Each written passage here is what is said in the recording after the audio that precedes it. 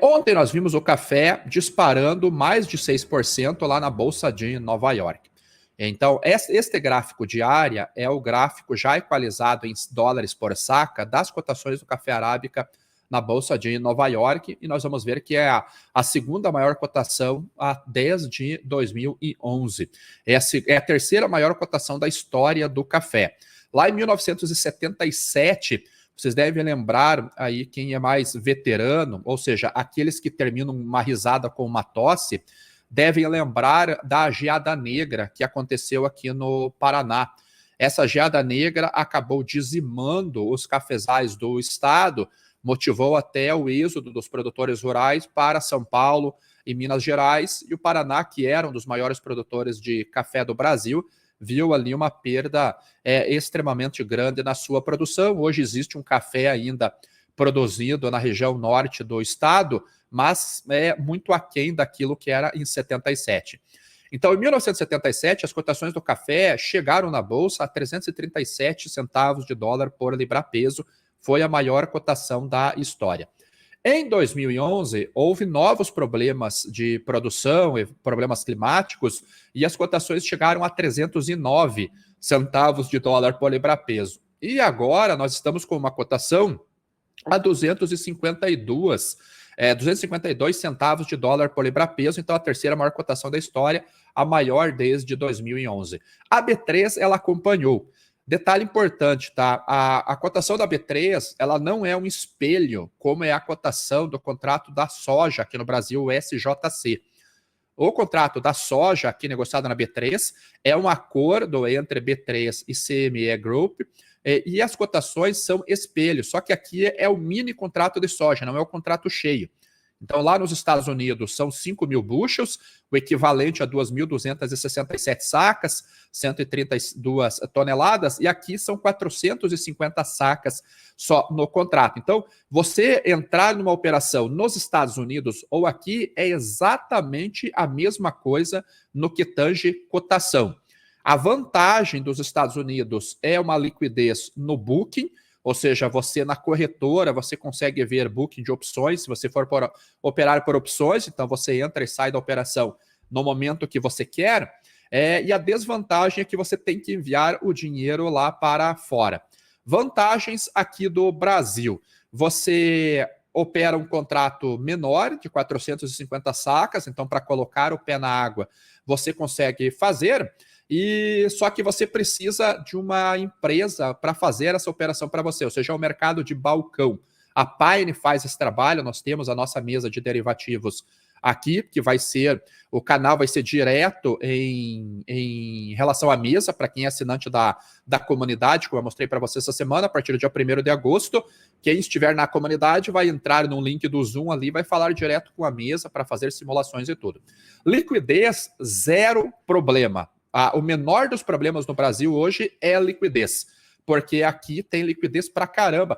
É que a maioria das operações, 99% das operações especulativas acontecem em Profit, acontece em Trade, essas plataformas. Então ela pega uma parte da liquidez do mercado. O mercado de balcão hoje ele é muitíssimo, muitíssimo grande. Então problema de liquidez, problemas de spread, você não tem mais hoje. O mercado já não consegue spreadar uma operação entre balcão e varejo, porque existem muitos market makers. Então, existe um sistema da B3 chamado Puma, e existe um mercado de balcão que tem acesso só a corretoras e market makers, que você entra lá, joga na pedra a posição que você quer e alguém toma essa ordem. Então, quando você tem o run de opções, isso já estou falando um pouco sobre a operação de institucional, quando você recebe um run de opções, você vai receber o bid e o ask, né, a ordem de compra de venda, que é o ask, a de compra, que é o bid, e você pode arbitrar entre o bid e o ask. Normalmente nós mandamos ali no meio, o fair, né, o justo ali entre o bid e o ask. Se o mercado estiver muito líquido, você manda próximo do ask, senão você manda perto do bid, mas é um range de trabalhar. Então, nem spreadar muito o mercado, você não consegue. E a política da Pine aqui é colocar um spread bem pequeno, porque a nossa intenção não é ganhar no hedge, mas ganhar na consultoria e na gestão de risco. Então, esse problema você já não tem mais na B3 hoje, em nenhum produto.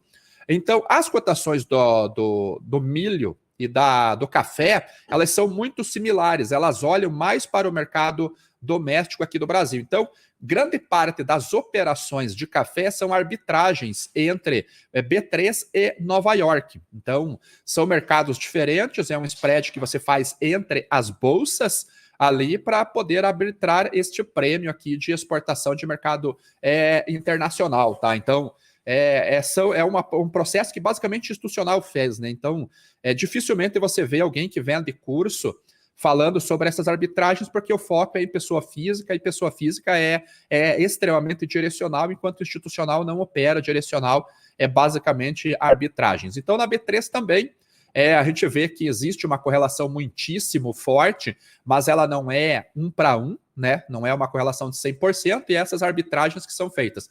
Mas também numa cotação aqui próxima do recorde. Agora, aquilo que tem sustentado as cotações do café arábica é justamente o café robusta. O café robusta, sim, está na máxima histórica. E a análise que eu fiz no vídeo puxa vida, será que existem fundamentos que corroboram esta alta tão expressiva? E o que eu e o Vicente identificamos nas nossas conversas? Primeiro, a produção de café robusta teve uma queda, sim. Então, a gente vê que a produção estimada pelo USDA, Departamento da Agricultura dos Estados Unidos, joga uma produção de 27,3 milhões de sacas. É a menor produção desde a temporada 18-19. Só que quando nós trazemos a cotação num gráfico com um tempo maior, nós vamos ver que não é em si uma cotação problema. Ou seja, um desespero, um desastre. Apesar desse número menor, 17-18, desculpe, do número menor, é uma produção ainda acima das temporadas anteriores, com exceção de 2011, aonde a gente teve aquele pico de preços, e depois lá em 1977. Então, corte na redução justifica a máxima histórica? Por este lado da oferta, não. Quando nós vamos para o concorrente, aquilo que poderia substituir a cotação, que é a produção do café arábica aqui no Brasil, ou antes de eu trazer o café arábica, você sabe que o preço da commodity não é o preço da tela, não é exatamente isso que vocês estão olhando, principalmente commodities agrícolas. Então você tem o diferencial de base, você tem a taxa de câmbio, você tem a logística. Detalhe importante, tá? Eu sei que tem muitos comentários na internet falando que a base do café lá nos Estados Unidos, no café contrato KC, é o café da Colômbia, e não é, tá? Já foi o café da Colômbia benchmark, não é mais. É um contrato de café específico. Tanto que, se você for aqui na ice.com.com, você vai ver as especificações do contrato, todos os tamanhos, vencimentos, as variações, e você vai ver as origens de onde podem entregar. Então, diferentemente da soja, onde você tem 6 armazéns autorizados pela CBOT para receber o grão de soja, ou seja, a cotação da soja negociada em Chicago é a soja americana, então tem que ser entregue nos Estados Unidos, esse é o benchmark, e se você vai entregar num local diferente daqueles armazéns, você tem que ajustar esta base em relação à entrega, por isso que existe o prêmio, por isso que existe o diferencial de base, até lá nos Estados Unidos. Então você vai para uma área, por exemplo, muito conhecida, muito famosa em Iowa, chamada Decatur. Existe um armazém, um terminal gigantesco da Cargill lá. Não é um armazém autorizado pela Bolsa. Então existe um basis entre Decatur e existe um basis e existe a cotação para entrega no armazém, que é Chicago. Então, nos Estados Unidos, para a soja, eles têm uma vantagem da seguinte maneira. O basis está lá no chão, derrubaram o basis. O produtor vende na bolsa e vai entregar na bolsa e leva a soja até um armazém. Às vezes o frete compensa em relação ao diferencial de base, porque ele pode estar muito descontado. O que isso causa? Pressão na Bolsa de Chicago. O basis está muito valorizado. O comprador não vai pegar no físico. Ele vai no armazém da Bolsa e depois leva para a unidade de processamento dele. Por isso que nós vemos essa movimentação nos spreads de soja. No café e no açúcar, isso já não funciona. Por quê? Porque se fosse o padrão café Colômbia, a cotação, a entrega seria da Colômbia. E não é. A entrega do café são destas origens aqui. México, Salvador, Guatemala, Costa Rica, papapi, papapá, papapá. Detalhe importante aqui nesta questão. Quando você vê uma origem que existe um café de maior qualidade em relação ao padrão da bolsa, você tem um prêmio. Igual a Colômbia. A Colômbia paga 400 pontos de prêmio em relação ao contrato de Nova York. Enquanto o Brasil tem um desconto de 600 pontos de prêmio. Ou seja, se a cotação está a 250 centavos de dólar por libra-peso, o Brasil vai vender por 244, enquanto que a Colômbia vende por 254, porque ela tem 400 de prêmio, o Brasil tem 600 de desconto. Então, só um detalhe importante, porque às vezes vocês vão ver alguém falando, o café de Nova York é padrão Colômbia. Não é. Aqui você vê a prova, porque o café da Colômbia tem 400 pontos de diferença. Então, o café negociado em Nova York é de entregue de todos esses países aqui, inclusive o Brasil. Tá? Então, detalhe importante. Se eu tenho esse diferencial de base, isso quer dizer que se eu tenho um problema no Brasil de produção, eu posso buscar café no Peru, na Guatemala, em Burundi e não tem alterações, porque o contrato futuro vai fazer um balanço entre essas origens, ok? Então, dentro dessa análise, será que poderia justificar uma alta de preços deste nível? Quando nós vamos olhar aquilo que é o diferencial de base, aquilo que faz a diferença, se eu estiver uma oferta tranquila, regulada, bonitinha, o que acontece? O derivativo pode subir devido ao movimento especulativo, então investidores estão analisando fundamentos e vendo que o café pode subir, eles vão para a bolsa e vão comprar café. Só que se eu tiver uma oferta normal, aquele que é o diferencial de base, ele recua, porque ele vai equalizar, os compradores do mercado físico vão equalizar a alta do derivativo. Então o mercado se equaliza. Se eu realmente tenho problemas de produção, eu vou ter o derivativo subindo e o diferencial de base, o prêmio de exportação subindo também. Então, neste vídeo, nós fomos analisar justamente os diferenciais do café robusta negociado lá no Vietnã. E olha a surpresa, realmente o diferencial de base este ano disparou. Aqui é um gráfico de 6 months, né, 6 meses, mas quando eu trago esse gráfico para um período de 20 anos, olha a trauletada que está aqui nos diferenciais de base. Ou seja, realmente existe um problema de déficit de oferta no mercado físico. Investidores viram isso, se posicionaram comprados, mercado físico viu isso e está pagando mais via diferencial de base. Mas será que é só uma escassez de produto? E aí nós vamos avançar na análise aqui.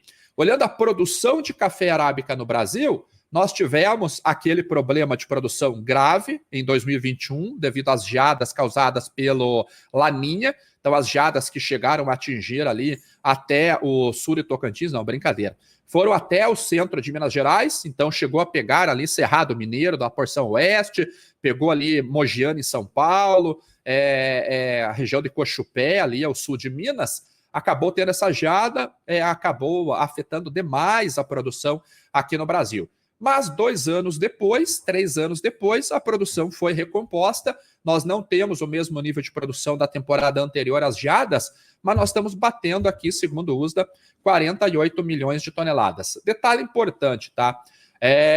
O Vicente fez a estimativa de produção dele lá do Vietnã, ele tem os cálculos que ele usa, as imagens, tal, as regressões que ele usa.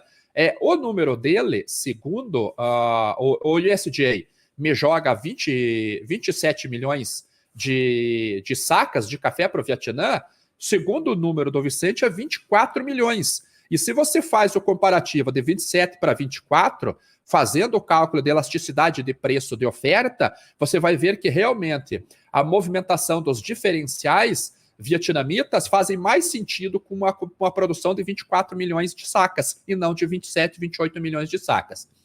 Então, a gente avançou aqui na produção, ok. Então, quando nós olhamos as posições de fundos, o que é isso daqui? a exportação, então nós vemos que o Brasil tem conseguido exportar, colocar café no mercado. Então as exportações nossas, segundo a Secafé aqui no Brasil, está acima da média. Aí você pensa, pô, mas então não existe um déficit global de oferta de café. Se o Brasil está conseguindo suprir aquele déficit, e se você avança para outras origens, aqui, cadê aqui as outras origens? Você vê a Tailândia, está conseguindo exportar. Você vê, cadê ver se eu trago mais algum país aqui? Eu tinha trago aqui a Colômbia, eu não vou conseguir encontrar. Aqui, ó. Não, esse é a Tailândia ainda. Colômbia também estava conseguindo colocar, não vou conseguir encontrar o dado aqui. Jesus, que susto. Aí você pensa, está tendo.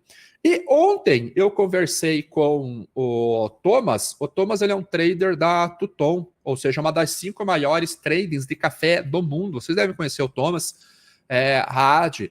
Ele é trader nos Estados Unidos, ele está em Manhattan por enquanto. É uma das maiores tradings de café do mundo. E o consumo está fraco, ele me falou. Falou, tem ROD. Conversei com o pessoal da Europa também, consumo está fraco. Falei, mas quase falei um palavrão. O que está acontecendo então? Se eu tenho uma redução de produção do Vietnã, se eu tenho uma produção normal, um crescimento na produção do Brasil, uma produção boa na Colômbia, uma produção boa na América Central, e o consumo está fraco, alguma coisa não está certa, né? Algo de errado não está certo. E aí, o que é o consumo? É o desaparecimento do estoque. Porque uma coisa é a demanda é compra, eu estou comprando. A outra coisa é o consumo. Para eu ter o consumo, como é um dado que é difícil de você encontrar, você estima, você calcula como, conforme os estoques baixam. Então, o que nós vimos na ICI, os estoques da ICI no ano passado? Eles em mínimas históricas, porque eu tinha uma produção menor na temporada passada, vindo aqui do Brasil, os compradores precisavam de café, foram para onde tinha esse estoque. Na ICI, os estoques ficaram baixos. Agora, os estoques estão sendo recompostos. Então, esse daqui são os estoques da ICI, a Intercontinental Exchange, são 5 armazéns, se eu não estou enganado. Nós vemos que ainda está longe da média, mas eu já começo a recompor esse estoque. Opa! Aqui eu já começo a ter o primeiro processo assim, não existe realmente um déficit tão grande no café. Se eu tenho uma redução de produção, mas eu tenho uma redução no consumo e a demanda segue normal, então eu tenho recomposição de estoque. Então, realmente, o consumo está baixo. Então, o que pode estar acontecendo nas cotações? Primeiro ponto é a questão dos fretes internacionais. Aqui nós temos o Vietnã, a rota para a Europa era contornando o Índico aqui, entrava no Golfo de Aden, Mar Vermelho, Canal de Suez, Mediterrâneo, Puff na Europa, né? Às vezes dava até uma voltinha e ia aqui para cima, aqui onde fica Rotterdam e Antuérpia. Agora, um grupo, gente boa, aqui chamado Houthis, começou a atacar os navios. E esses navios agora não estão circulando por aqui. Então, eles não fazem uma rota de 15 dias. Eles fazem uma rota de 30 dias via África Ocidental. Isso causa 2 problemas. Primeiro, tempo de trânsito, transit time. Como vocês já sabem, o cálculo de um navio para a oferta de um frete é baseado no custo diário mais lucro, que nós chamamos de hire, H-I-R-E, hire. Essa é a despesa diária de um navio, que como multa nós chamamos de demurrage. Então, se eu tenho um transit time, um tempo de trânsito maior na rota aqui para a Europa, é natural que o frete suba. E é o que nós vimos, o frete de containers disparando. Então, o primeiro impacto que nós temos é no aumento do custo de reposição aqui. Então, aquele café que era pago $4.000 por tonelada, mais $1.000 de frete, ou seja, um replacement de $5.000, por exemplo, agora é pago $4.000 no café e mais $9.000 por container, com 19 toneladas. Então, só para arredondar, aquele replacement que poderia ser de 5, agora virou 10. Então, isso reduz o consumo, porque o café torrado, já o café que está na cafeteria, não é commodity, é manufatura. Então você tem esse aumento nos preços aqui. Outro problema, se eu tenho uma quantidade limitada de containers e esses containers, em vez de estarem aqui, volta para cá, vai para cá, então é o chap-chap, agora eu tenho ele transitando por mais tempo.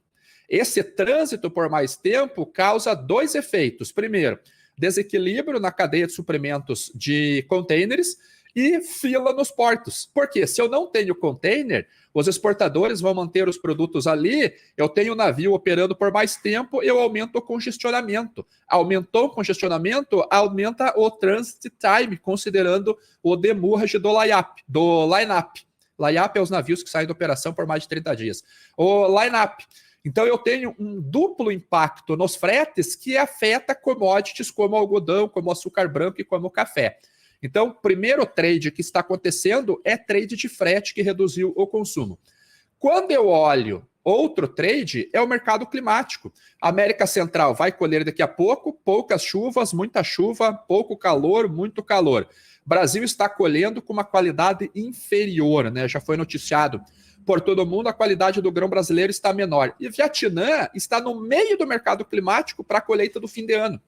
Então, há um trade de mercado climático acontecendo neste momento, tanto para café arábica na região das Américas, aqui, principalmente América Central, e um trade de mercado climático do café robusta. Como que vem? Dá para entrar vendido? Dá para entrar vendido arbitrando entre robusta e arábica? Dá, porque os spreads entre os dois se aproximaram. Aquele spread que era ali de 50 a 60 pontos está em 25, 30 pontos. Então dá para você arbitrar, vende arábica, vende robusta, compra arábica. Quem que tem coragem de fazer isso? Fundo. Então quando você olha as posições dos fundos, deixa eu achar onde que eu coloquei. Aqui nós vamos ver nós vamos ver os producers, eles vendidos, ok, estão na posição adequada deles. Todo producer ele está vendido, então 57 mil lotes vendidos, e os managed money estão comprados. Aqui é os managed money no robusta e aqui é os managed money no arábica. Então eles estão comprados. Posição quase que recorde para eles. 60 mil posição net long, enquanto os producers estão com 57 mil net short. Então existe um equilíbrio. O que aconteceu no mercado do açúcar há 2, 3 anos atrás? Faltou liquidez no mercado, isso sustentou a alta de preços. Por quê? Porque as usinas do Brasil fazem o hedge, elas hedgearam em torno de 80% da safra, e o Brasil representa aí quase que 90% das exportações globais. Se eu tenho dos 90%, 80% hedgeado, quando eu tenho um especulador comprado num contrato futuro, que ele precisa sair da posição, ele não acha contraparte porque já existe a posição vendida.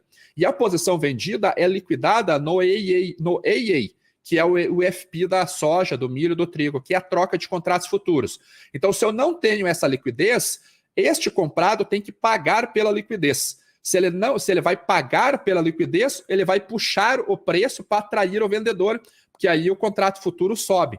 Isso causa um aumento de preços por falta de liquidez devido a um hedge muito grande naquele produto. No café não está assim. Segundo o Vicente, as posições hedgeadas de café estão por volta de 25%. Então, é um movimento especulativo que ainda tem margem para novas altas, porque existe liquidez no mercado. Nós estamos no meio de um trade de mercado climático, nós temos a safra do Brasil com menor qualidade, mas suprindo a deficiência da entre-safra de um outro país, e nós temos um balanço relativamente equilibrado, olhando oferta e consumo, não oferta e demanda, oferta e consumo. Então, quem que vai entrar numa posição especulativa? Só maluco. Só maluco. Quando nós olhamos a curva de futuros, nós vemos que os vendedores estão dando um prêmio, e agora eu já consigo tirar o gráfico da tela aqui para vocês, eles estão dando um prêmio aqui entre o primeiro vencimento, 252, e o segundo vencimento, 249, nós estamos falando em 2 dólares, 2 centavos de dólar por bushel de prêmio. Esse é o prêmio de risco, já que a curva está invertida. Nesse formato de curva, especuladores vão comprando contratos ou vão comprando spreads mais curtos. Eles não olham para cá, eles compram spreads mais curtos.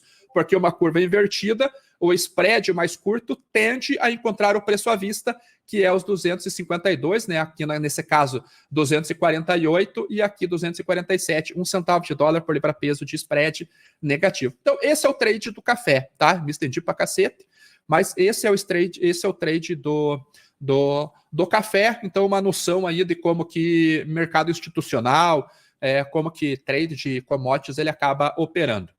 Em mercados não líquidos, assim, as operações não acontecem na base FOB.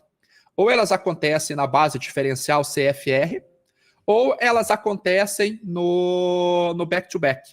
Eu vou no armazém da ICI, vejo que tem estoque lá, entrou um café, eu já compro aqui, já vendo aqui. Então, ou seja, eu reduzo a liquidez do mercado pelo lado do consumo. Tá aí uma explicação básica, simples, sobre trade de commodities, tá?